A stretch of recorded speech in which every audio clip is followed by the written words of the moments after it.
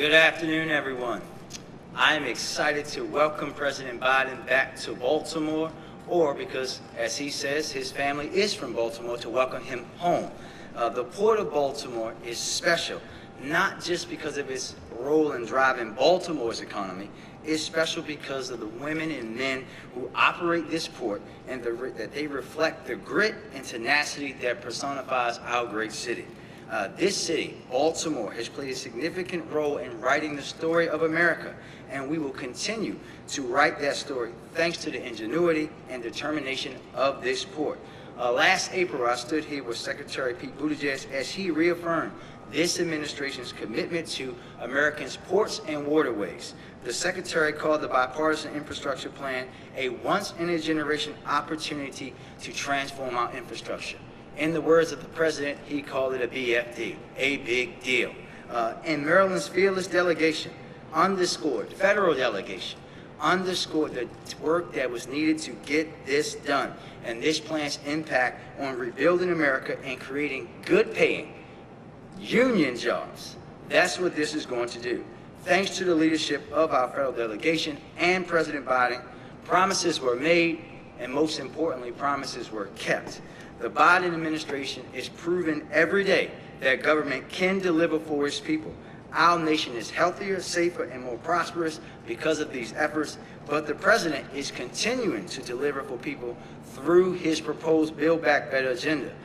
In addition to the bipartisan infrastructure bill that was passed, this comprehensive agenda has the potential to lower barriers for low-income families, building an economy that truly works for all Americans. It is clear that we still have hard work to do and lots of loads to lift to make America the best version of itself, but our load is much lighter because we have a friend in Joe Biden that we can trust in the White House to do the work for all American people. Thank you, Mr. President.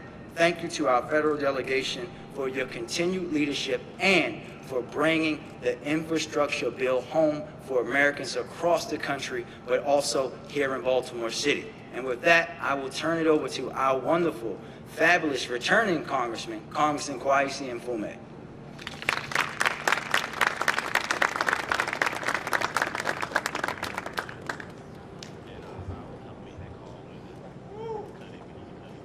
We're trying to beat the sunset, and that's the truth.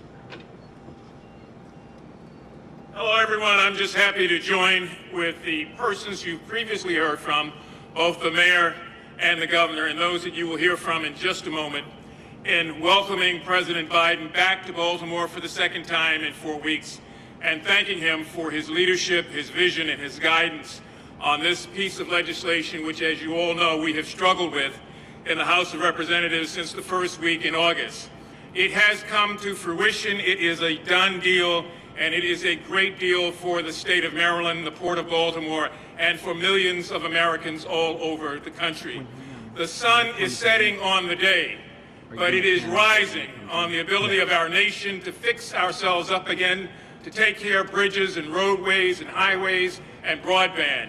And it is rising again on the hope and the possibility that so many people will have an opportunity to be employed. We are not done. This is the first step, and it's a two-step process. And the next big issue for us is Build Back America, because in addition to the infrastructure bill, we want to find a way to reduce the cost of prescription medicine, to expand Medicare coverage for more people, to have home health care for the elderly, to make sure that child and early education issues are addressed, that we deal with climate change and move to save our planet, and that we provide care for older Americans with disabilities. So that's part two. But today we're celebrating part one, this great infrastructure bill. I want to thank the international longshoremen, all the people who work here day in and day out when there are no cameras, when there is no publicity. We want to thank both the mayor and the governor for their vision, and we want to particularly, again, thank President Joe Biden for his insistence that we get this done and his leadership in helping us do that. It's my pleasure to bring forward now the Maryland senator, who we all know so well as Chris, but his actual name is Chris Van Hollen, and he's a leader in the Senate, and he's a good friend of all of us. Chris, please come to the stage.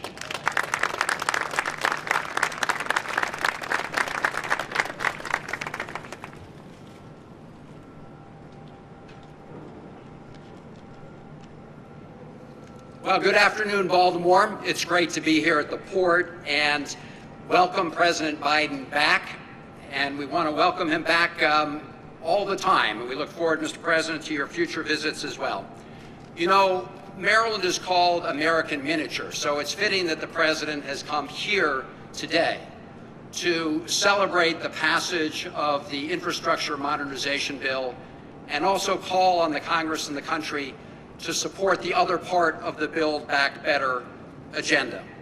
To use a G-rated version of what Vice President Biden once said, this bill is a, quote, big darn deal. For years, the running joke in Washington, D.C. has been that this is infrastructure week, meaning everybody knew we had to do something to modernize and improve our infrastructure, but nobody actually did it until President Biden was sworn in and was able to work with this Senate and this House to get this over the finish line. And I am proud to have worked with Senator Cardin and with members of our Maryland House delegation to work with the President to get this done. If you look at this infrastructure bill, it's going to bring $7 billion over the next 5 years to the state of Maryland to help repair our roads, our bridges, our tunnels, and put thousands more Marylanders to work on the infrastructure of the 21st century, building out high-speed internet, broadband to households and small businesses, and work to make sure that we have a clean energy grid and build out battery storage stations and charging stations. And here in Baltimore, we're also going to undo the damage that was done decades ago when a highway to nowhere split West Baltimore, and instead of bringing communities together, tore them apart. And yes, this infrastructure bill will mean big additional investments right here in the Port of Baltimore, which, as you all know, is a great engine of jobs and opportunity. I want to thank all the men and women who work here. I want to thank the unions who deliver and bargain to make sure that we have good paying jobs here in the Port of Baltimore. This bill will provide $17 billion nationally to ports around our country. And what that means is places like this port will now be able to compete for the money to build a third deep 50-foot berth to take the ultra-big tankers. We're working on the second. We want to get a third. So the bottom line is there's lots more work to do and a lot more Marylanders to hire in good-paying jobs right here. So when the President came to office, he had to do one thing right away: help defeat the pandemic and stabilize the economy. So he passed the American Rescue Plan. But he always said that getting back to the pre-pandemic status quo is not enough. We have to build back better. And this infrastructure modernization plan is a big part of that. The second will be one to empower every American, to help make sure we have an educated and trained workforce, to make sure we reduce the costs of everything from child care to prescription drugs, and provide tax cuts to middle-class families. But, Mr. President, I just want to say how proud the Maryland delegation has been to partner with you to get this over the finish line. Thank you, President Biden.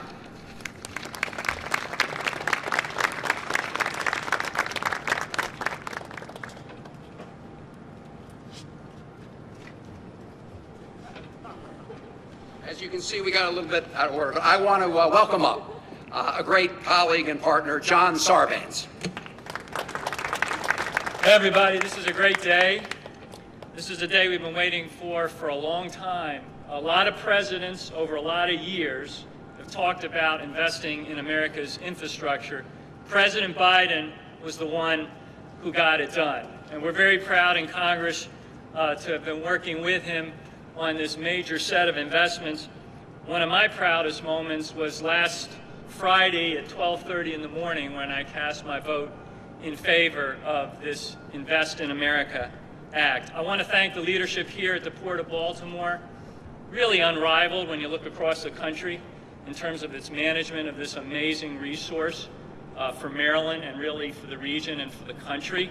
I want to salute the workforce, the professionalism, the skills that this workforce brings every day to the job is something we can all be incredibly proud of, and certainly the Maryland delegation talks about it every chance we get.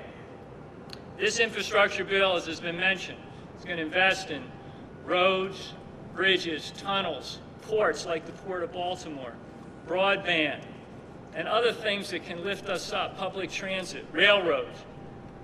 It is going to be transformational for the country. There's no question about that. And the person we have to thank for that is the person that we're welcoming here today, President Joseph Biden, for his leadership on this. So, President Biden, thank you for coming back to Baltimore, as was mentioned, for the second time in the last few weeks. Thank you for shining a light on this port that we're all so incredibly proud of, and we look forward to working with the President to continue to make these life-changing investments for the American people. With that, let me introduce an incredible champion of the Port of Baltimore, Dutch Rubersberg.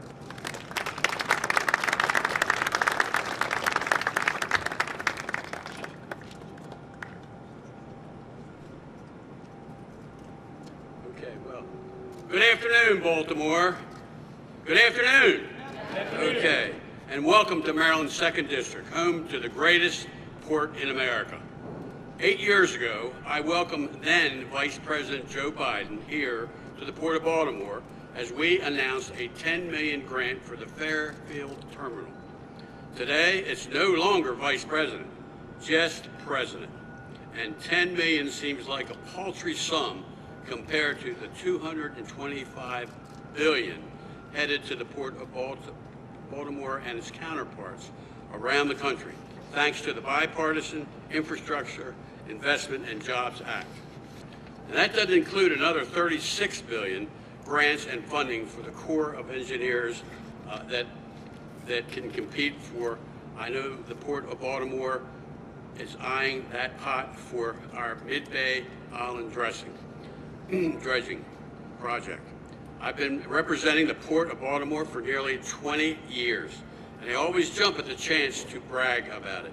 I'm so proud of what the port is achieving by investing in both technology and our union-backed workforce, as well as the private-public partnership that manages the port. The port is one of the largest job generators in the state of Maryland. Mr. President, your vision will make it even stronger. In Congress, I'm an appropriator, a steward of the taxpayers' money. It's a responsibility I take seriously. And as such, I'm always working to ensure we aren't just spending money, but we're investing in money. Clearly, rebuilding America's aging infrastructure is a safe investment. The return will be exponential. We're creating jobs, making our supply chains more resilient, and curbing inflation.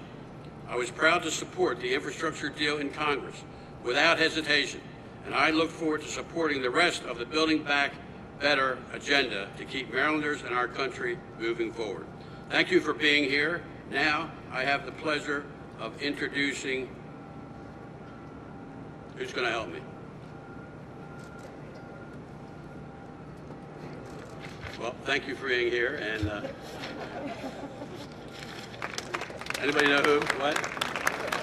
In all seriousness, this is great. She's hooking me off the stage now. Okay, thanks.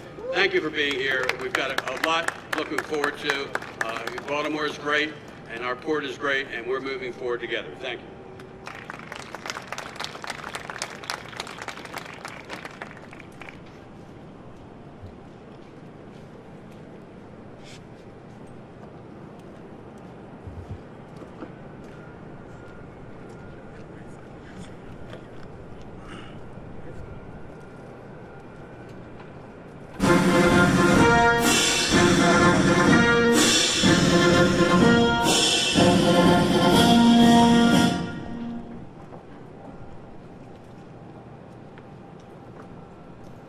Please welcome Tony Rivers Sr., Foreman, International Longshoremen Association, Local 333, and the President of the United States, Joseph R. Biden, Jr.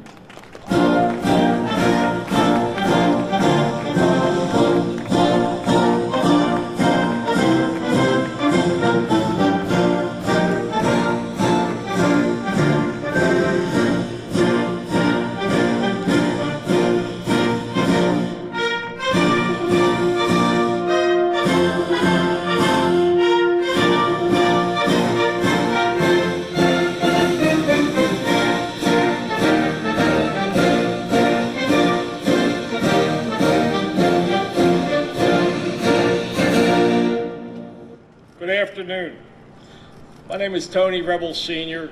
I've been a longshoreman at the Port of Baltimore since 1976 with the International Longshoremen's Association. My father is a retired longshoreman. I currently have two sons that are involved and active in the membership. One is a crane operator, one is a lasher in a container gang over here at Seagirt Marine Terminal. The waterfront has benefited my family and many other hardworking families for centuries. The current ILA leadership, the union employers, local government, and continued investments toward infrastructure will ensure hardworking union members are enabled to continue to provide for their families and keep the hook moving. Let's keep the hook moving, move forward. If you work on the waterfront, you know what keeping the hook moving means, so you'll understand greatly. The infrastructure investment will benefit the Port of Baltimore and future generations for many years to come. At this time, I would like to introduce our President of the United States, Joe Biden. Thank you, thank you, thank you. We have an expression, we used to have an expression when I served in the Senate, Senator Van Hollen. It's when they want to make some statement that was personal, they say, a point of personal privilege. You know, when you're talking about being a waterman working on the water, my family's originally from Baltimore, came in the early 1800s, and the entire Biden family worked in the water, were watermen until probably 1906, 7, or 8. And my father was raised here in Baltimore. They don't say Baltimore, they say Baltimore.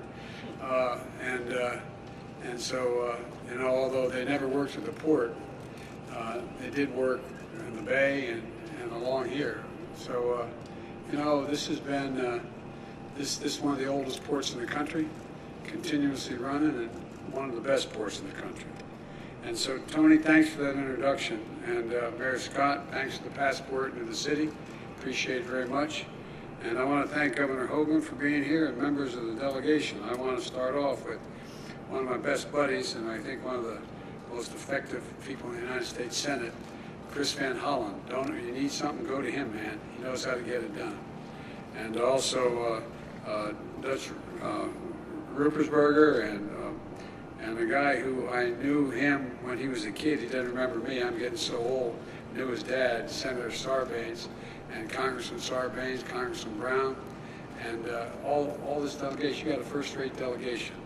And so I want to thank him for being here today, and thank him for all the help in getting the members of the House and getting the legislation passed.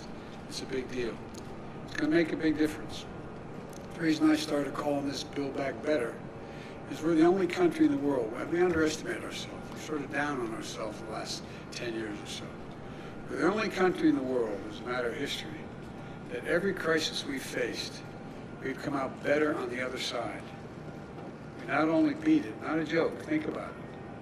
We've come out better than we were before we went into the crisis. And the economic and political, as well as health crisis we found with COVID, I was determined when we got elected, we got to build it back better than it was, because the world's changing so rapidly, man. We got to keep up. We're in competition to determine whether or not we can still remain the most powerful economic force in the world. And today I'm here to talk about one of the most pressing economic concerns of the American people, and it's real. And that is getting prices down, number one.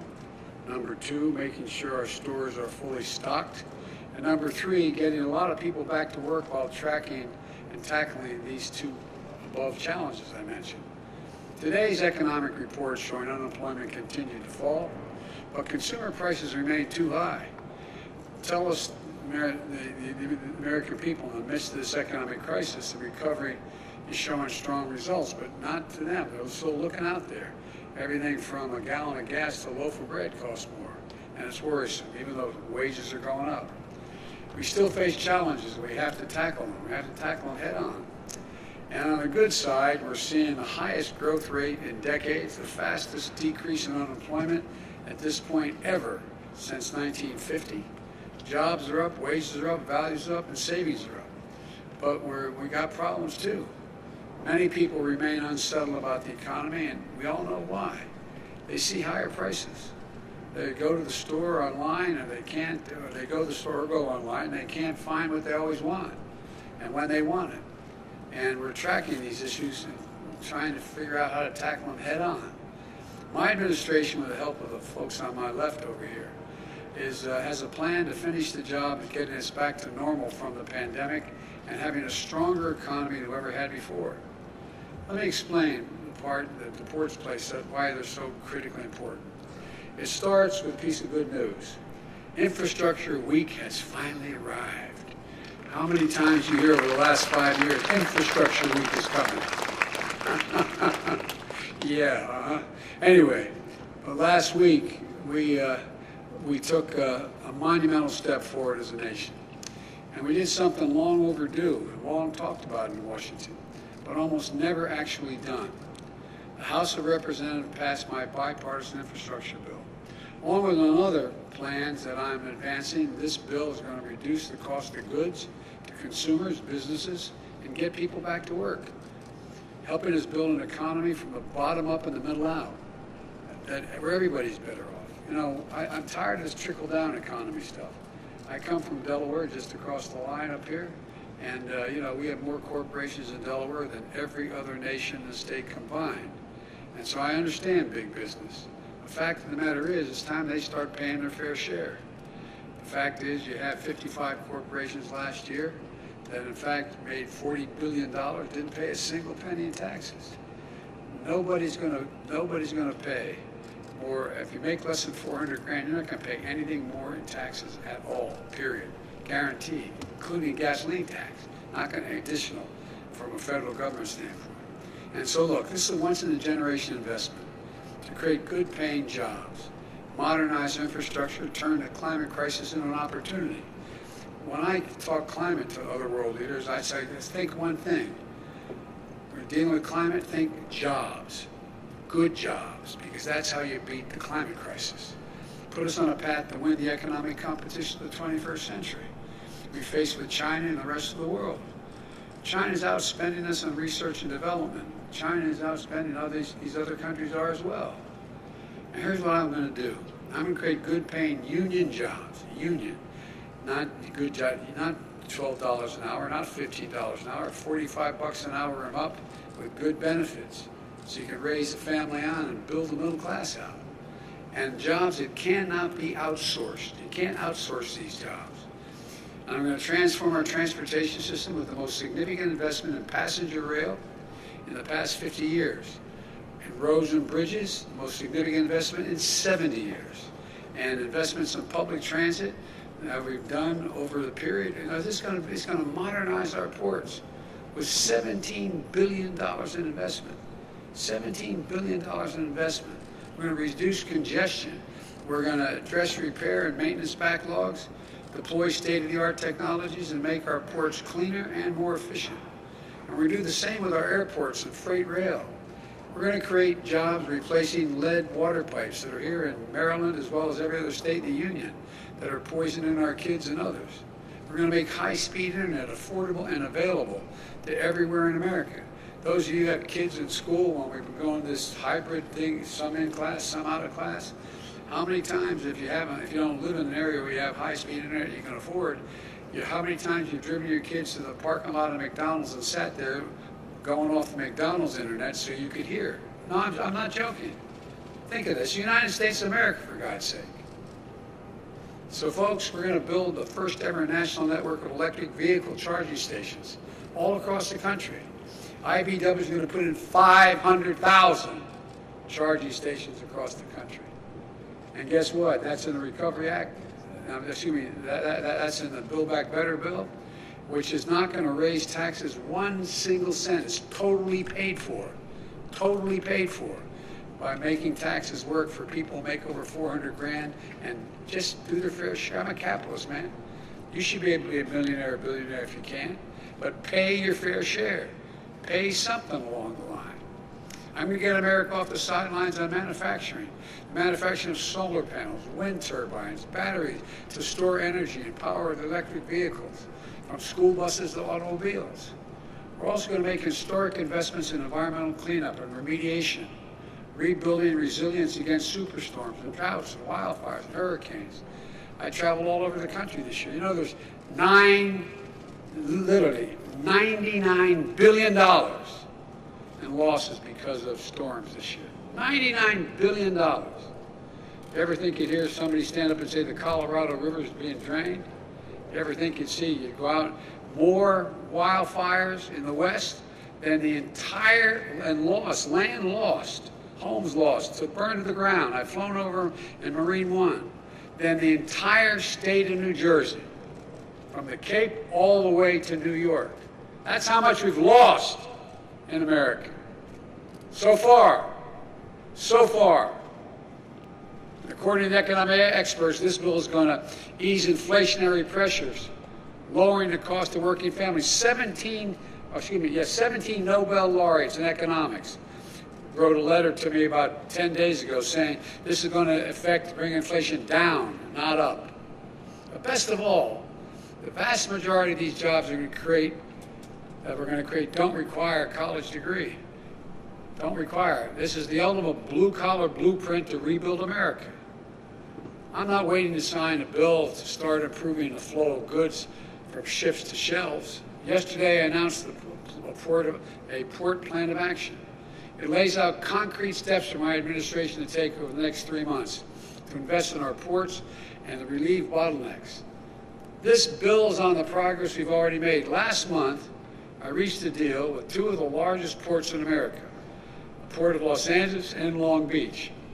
And I met with you guys, with the longshoremen there, and we worked out a deal between the port owners and the longshoremen to move toward operating those two ports. Okay, 40% of everything in the Pacific comes through those two ports. And they're lined up, ships are lined up, 70-some lined up out as far as you can see. So they all agreed. They're going to go 24 hours a day, 7 days a week. It's already paying off. Last week, the number of container ships in the docks for more than 9 days fell by over 20%. And now we're announcing steps to improve ports in the East Coast, to provide support for the Port of Savannah, the fourth largest container port in the country, to help reduce congestion. With our help, they now have the funds they need to set up 5 new inland port sites in Georgia and North Carolina so goods can get closer to their final destination more quickly. And other ports across the country will have the resources they need to make these kinds of immediate investments as well. The challenge we need to meet here, and my plan is going to help address, has to do with the supply chain. You hear a lot about the supply chains in the news, but frankly, not a lot of people have a clear understanding, whether they have a PhD or they didn't go to school, about how a supply chain works. It says easy to talk about it, but what's the impact on the economy, let alone how to fix it? It's perfectly understandable because supply chains are incredibly complex. As long as goods and materials are getting where they need to go on time, there's usually no need to worry about the supply chains. But when global disruptions hit, like a pandemic, they can hit supply chains particularly hard.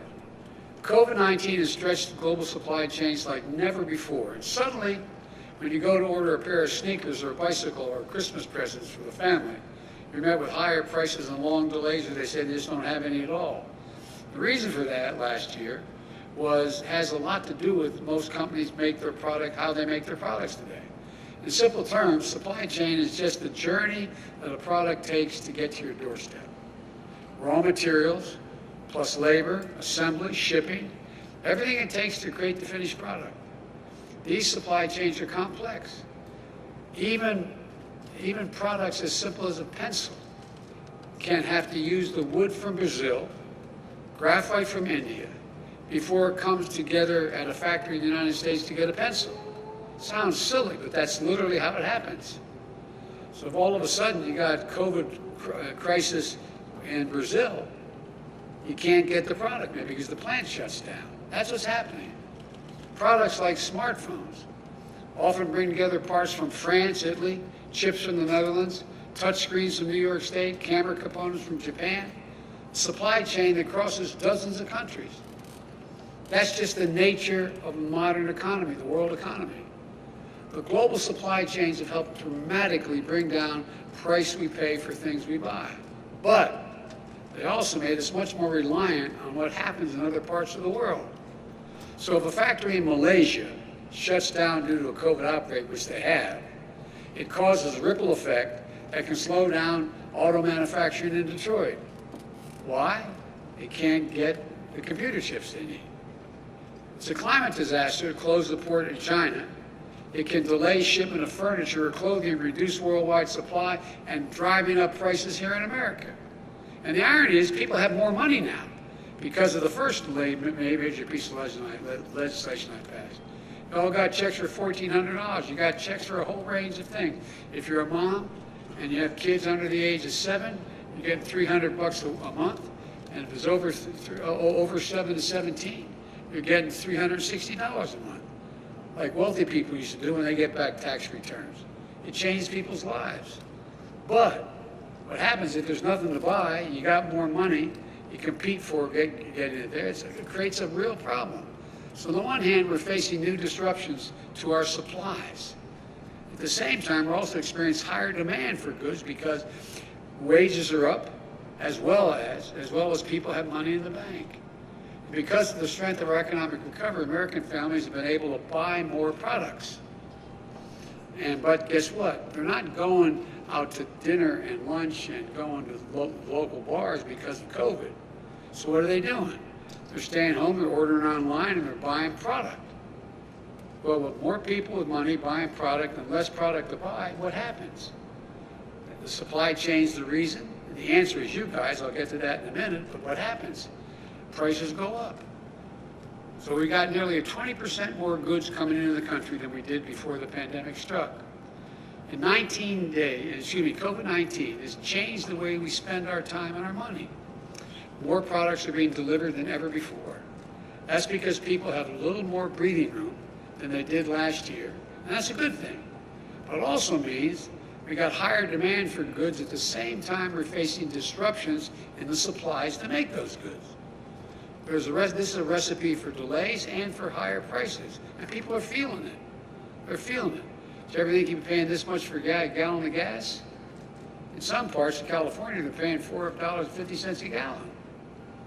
That's why it's so important that we do everything in our power to stabilize the supply chain. And here's the good news. Yesterday, I spoke with the CEOs, personally spoke with the CEOs of the major retailers, Walmart, Target, and the leading freight movers, FedEx and UPS. They assured me that the shelves will be stocked in stores this holiday because they signed on a 24/7 as well. They signed on a 24/7. And they provide more avenues. They're getting more of their containers off the ports quicker than ever before. There's a lot of stuff on the ports that was sitting around, staying there. Why? Because it no longer is the product they need at this moment. And it doesn't cost them anything to leave them sitting at the port rather than their warehouses. That's moving as well. Part of the reason why is because my port envoy, John Picari, who was Secretary of Transportation here for 2 governors, John has worked with the operators, the shippers, shipping companies and unions, and retailers to speed commerce so they can get products to stores and to your doors and to get the shelves fully stocked this holiday season. Instead of pointing fingers, we're seeing folks start to work together. Railroads, ocean liners, labor, state and local governments. Progress has already begun, and now we passed the bipartisan infrastructure bill, the deal. It's only going to accelerate. You've heard me say it before. Infrastructure used to be rated in the United States as the best in the world when I got to the Congress. But today, according to the World Economic Forum, you know where we rank in infrastructure? 13th in the world. 12 countries in the world have more modern, efficient infrastructure than the United States of America. By investing in our roads, our bridges, our ports, and so much else, this bill is going to make it easy for companies to get goods to market more quickly. Here in Baltimore, you've got a port that's older than America itself. and it's been operating for 315 years. By the way, got any Marines here? Any former Marines? Raise your hand. Well, if you're here as a Marine, happy birthday. It's your 247th birthday of the United States Marine Corps. They deserve some applause. Look, this port is connected to the nation's oldest rail line, the B&O Railroad, which in turn relies on the tunnels that are about 126 years old, those tunnels, okay? The tunnel has become a major bottleneck to the port. Now, the Port of Baltimore will be getting a $125 million grant to upgrade that tunnel. So freight trains can come double stacked through that tunnel. Double stacked with these cars, with containers on top. Twice as much. They move out a hell of a lot more quickly if they're imports going out, but if they're exports going across the ocean. That means in addition to more good jobs being filled, more products on shelves, delivery faster and lower prices, it's about taking a long-term view of our economy to deliver lower cost, more jobs, and ensure our shelves are stocked with product. And the longer-term view means building greater resilience to withstand both the shocks and disruptions that we can anticipate as the world continues to change. Pandemics, weather extremes, cyber attacks, whatever else comes our way, and they're all going to come our way, you know it. We need to be ready. We need companies throughout the supply chain to create and support good-paying jobs for people that they can grow in, build skills in, join a union, make a decent living. That's when disruption hits. So when disruption hits, companies can quickly adapt because they're invested in their workers, their skills, their training, and a strong foundation. What I always think of unions in my family, I think of dignity and respect. That's what it's about, dignity and respect. Taking a longer-term view also means making Buy American, not just a promise, but an ironclad reality. When I got elected, I said, I get to spend, quote unquote, $600 billion a year money, making everything from aircraft carriers to balloons. But guess what? So much of it has been going out and getting foreign contractors to do it. Well, this administration has been doing, we set a new rules to strengthen our domestic supply chains with new Made in America office within the White House. Never again should our country be left unable to produce critical goods because we don't have access to the materials we need. Never again should we have to rely on one company or one country, particularly when a country doesn't share our values. I've said it before, we're in a competition for the 21st century, and who's going to own it? America still has the most productive workers in the world and the most innovative minds in the world. That's not hyperbole, that's a fact. But other countries are closing in. We risk losing our edge if we don't step up now. This bipartisan infrastructure bill is a major step forward. It represents the biggest investment in ports in American history. And for American families, it means products moving faster and less expensively from factory floor through the supply chain to your home. The bottom line is this. With the bill we passed last week and the steps we're taking to reduce bottlenecks at home and abroad, we're set to make significant progress. We're already in the midst of historic economic recovery. And thanks to those steps we're taking, very soon we're going to see the supply chain start catching up with demand. So, not only will we see more record-breaking job growth, we'll see lower prices, faster deliveries as well. This work is going to be critical as we implement the infrastructure bill and as we continue to build the economy from the bottom up and the middle out by passing the Build Back Better plan. We need to unlock the full might and dynamism of our economy, guys, and of our people. I really mean it. And with this plan, we've set in motion that's exactly what we're going to do. We're going to build a better America, not a joke. We're going to lead the world again, not a joke. We're going to be in a position where we once again own the 21st century. Because when we own it, everybody does better. Everybody, not only America, but around the world. Sorry it takes so long, the sun's down. You don't have any sweater on, you're going to freeze. I'm going to stop talking. A man with as little hair as mine just took his hat off. I put it back on. You're going to get cold if I don't get stuff down. But look, all kidding aside, I want to particularly thank the longshoremen. You guys, as an old expression up in Claymont, Delaware I was from, you all brought me to the dance, man. You've stuck with me from the first time I ran. And you've stepped up every time you've been asked. Every time you've been asked. And I want to personally thank you while I'm standing in front of you. God bless you all, and God bless all the workers to keep our economy going. And may God protect our troops. Thank you so very much. Thank you.